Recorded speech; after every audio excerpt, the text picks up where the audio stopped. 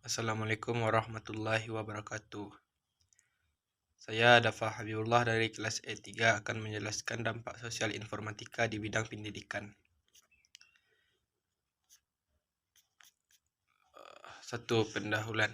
Teknologi informatika telah membawa perubahan signifikan dalam bidang pendidikan. Dengan adanya teknologi ini, proses belajar mengajar menjadi lebih interaktif dan efektif. Informatika memungkinkan siswa untuk mengakses informasi dan sumber daya pendidikan secara luas, meningkatkan kemampuan belajar mandiri, dan mempersiapkan mereka untuk menghadapi tantangan di era digital. Namun dampak informatika di bidang pendidikan juga perlu dianalisis lebih lanjut untuk memahami manfaat dan tantangannya. Pengertiannya, informatika di bidang pendidikan adalah penggunaan teknologi informasi dan komunikasi untuk mendukung proses belajar mengajar, meningkatkan kualitas pendidikan, dan meningkatkan efisiensi pengelolaan pendidikan. Ini mencakup penggunaan komputer, internet, multimedia, dan teknologi lainnya untuk memfasilitasi pembelajaran dan mempersiapkan siswa untuk era digital. Dampak yang dihasilkan, ada yang positif dan ada yang negatif. Dampak positif. Contoh apa saja dampak positif? 1. Meningkatkan aksesibilitas pendidikan, yaitu teknologi informatika memungkinkan akses ke sumber daya pendidikan yang lebih luas dan fleksibel. 2. Meningkatkan kualitas pembelajaran, yaitu penggunaan multimedia dan teknologi lainnya dapat membuat pembelajaran lebih efektif dan interaktif. 3. Meningkatkan kemampuan kolaborasi, yaitu teknologi informasi memungkinkan siswa untuk berkolaborasi dengan siswa lain dari berbagai lokasi. 4. Meningkatkan akses ke sumber daya, yaitu siswa dapat mengakses sumber daya pendidikan online seperti e-book, video, dan artikel. 5. Meningkatkan fleksibilitas, yaitu pembelajaran online memungkinkan siswa untuk belajar kapan saja dan di mana saja. Sekarang apa saja dampak negatif? 1.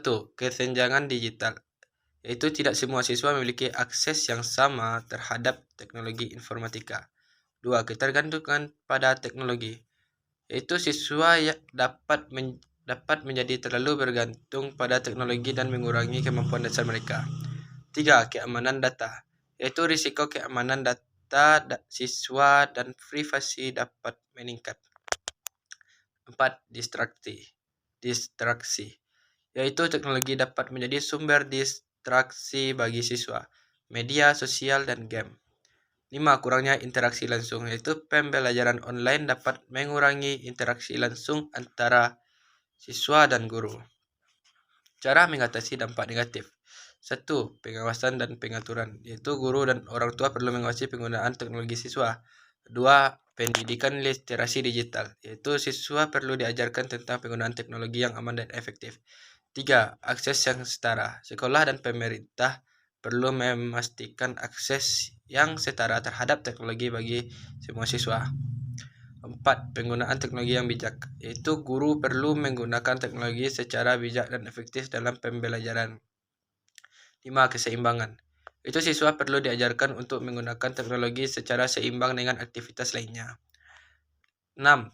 Pengamanan data, yaitu sekolah dan institusi pendidikan perlu mengimplementasikan langkah-langkah pengamanan data yang efektif. Kesimpulan dari semua tadi, yaitu sosial informatika di bidang pendidikan memiliki dampak positif dan negatif. Dampak positifnya termasuk meningkatkan aksesibilitas pendidikan, kualitas pembelajaran, dan kemampuan kolaborasi. Namun dampak negatifnya termasuk kesenjangan digital, ketergantungan pada teknologi, dan keamanan data.